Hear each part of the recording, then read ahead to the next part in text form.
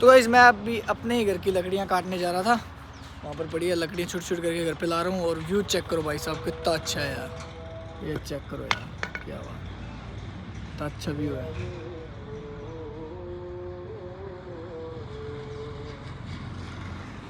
देखा गाइस कितना अच्छा व्यू हो रखा है, बहुत ही प्यारा हो रखा है। थोड़ी देर बाद और अच्छा आ जाएगा, फिर आपको दिखाता हूँ। और जल्दी से जल्दी मेरे चैनल की रीच है जो बढ़ा दो यार, जल्दी से जल्दी यार, रिक्वेस्ट है यार। ये चेक करो ऐसा,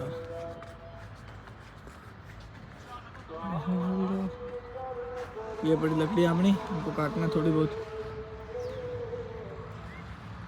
चलो ओके बाय गाइस, फॉलो कर लो एंड सब्सक्राइब भी कर लो।